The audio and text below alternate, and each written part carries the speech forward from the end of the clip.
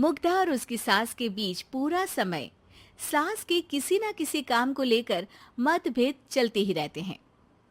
बहू, ओ बहू, जरा चाय बना दे।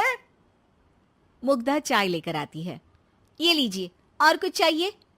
अरे नहीं, बस चाय पीने का मन था। जाओ, तुम दूसरा काम करो।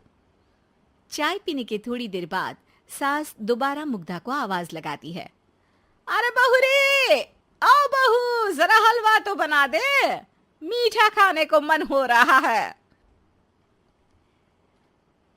इसी तरह मुग्धा की सास पूरा समय कोई ना कोई काम बताकर उसे रसोई से बाहर तक निकलने नहीं देती। कभी चाय, कभी हलवा, कभी पानी तो कभी दूध, हर समय खाने को चाहिए और उसके लिए अपने हाथ पैर बिल्कुल नहीं हिलाने।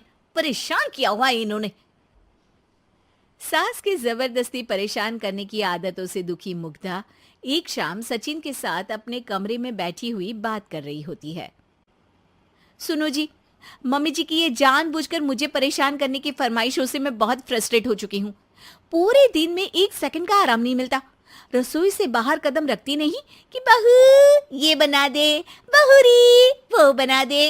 अरे इनकी फरमाइशें चलती ही रहती है। अरे मुग्धा, माँ खाने की शौकीन है, पर उम्र हो चली है, खुद खाना नहीं बना सकती, इसलिए तुमसे बोलती है। अरे तो शौक भी उम्र देख कर रखने चाहिए ना। समझ में नहीं आता, हर समय फेविकॉल का जोड़ लगाए सोफे से चिपके बैठी रहती है। इतना सब डाइजेस्ट कैसे हो जाता है उन्हें? अरे तुम मेरी माँ से इतनी नफरत कैसे कर सकती हो? मैं उनसे नफरत नहीं करती जी, बस परेशान हूँ। जहां मुग्धा अपने पति से ये सब बोल रही होती है, वहीं उसकी सास भी कमरे के बाहर दरवाजे से कान लगाए सारी बातें सुन रही होती है और अगली दोपहर रसोई में मुग्धा के पास जाती है। बहू, आज ना मेरा कुछ मसालेदार खाने का मन है। तो चाय बना दूं? मुझे बहुत पसंद है। अरे ना, ऐसा कर लिट्टी चोखा बना ले। और हाँ, जितना मसाला बातों में मिलाकर पति को सुनाती हो ना, सब्जी में भी वैसे ही डाला करो, खाना स्वादिष्ट बनेगा। सास की बात सुनकर मुग्धा हैरान रह जाती है। मतलब अब पूरा समय मुझ पर हुक्म चलाने के साथ बंद कमरे में हुई पति पत्नी की बीच की बातें भी सुनती है? अरे बात जब मेरी थी तो सुनने में क्या दिक्कत है? ये कहकर सास वहां से चली जाती है। अरे अब तो हद पार हो गई। इस तरह से तो ये मेरा जीना मुश्किल कर देंगी। मुग्धा सास की हरकतों से परेशान उसका हल सोचने लगती है और इसी तरह कुछ दिन बीत जाते हैं, जिसमें सास का जन्मदिन आता है। मुग्धा बहुत खुशी के साथ अपनी सास को एंड्रॉइड मोबाइल गिफ्ट करती है। मम्मी, आपको सबसे बात करने के लिए बहुत दिक्कत होती है ना? कभी सचिन तो कभी मुझे बोलना पड़ता है, पर इस मोबाइल से आपको कोई दिक्कत नहीं होगी। एक जगह बैठे बैठे बहुत कुछ कर सकती हैं अब आप। मोबाइल देख सासू माँ खुश हो जाती है, पर उसे इस्तेमाल करना तो आता नहीं, इसलिए साइड में रख देती है। जिसे देख मुग्धा घर का सारा काम छोड़ मोबाइल सेट कर सास को इस्तेमाल करना सिखाने लगती है, जिसके बाद अब सास पूरा समय मोबाइल में ही लगी रहती है। हाय, जब से मम्मी को मोबाइल मिला है मेरी लाइफ में कितनी शांति आई है। अच्छा है, इसी तरह बिजी रहे तो मैं भी सुकून की जिंदगी जी पाऊंगी। अब मुग्धा जब मन करे काम करना, जैसा चाहे वैसा खाना बनाकर खाना, पूरा समय रिलैक्स और खुश रहने लगती है। क्या बात है, आजकल तुम बहुत चहक रही हो। अरे मम्मी जी से छुटकारा जो मिला है, अब ना फरमाइशें ना छुप छुप कर बातें सुनना। अच्छा, तो मोबाइल गिफ्ट करने की ये स्कीम थी। इसी तरह दिन बीतते हैं और अब मोबाइल पर लगी सास फरमाइशों की जगह सवालों के लिए बहू को आवाजें लगाना शुरू कर देती है। अरे बहू सुन तो, देख जरा किसी का फोन क्यों नहीं मिल रहा?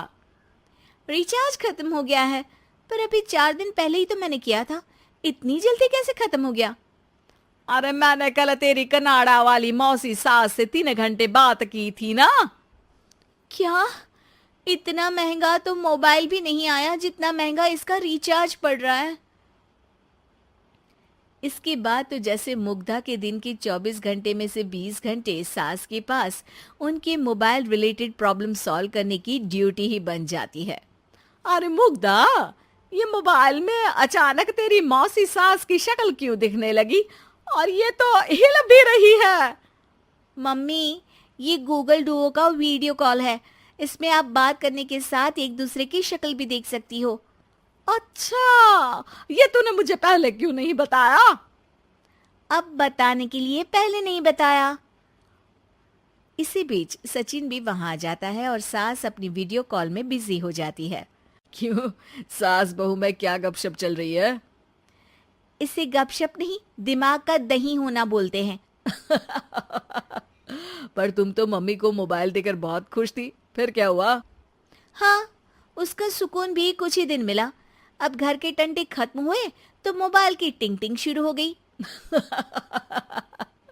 देखो भाई, कुछ पाने के लिए कुछ खोना तो पड़ता है।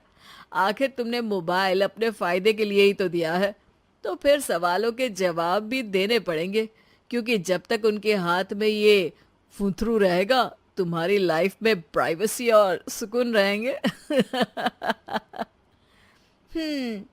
कहने का मतलब है अगर इससे प्यार बढ़े तो दाग अच्छे हैं।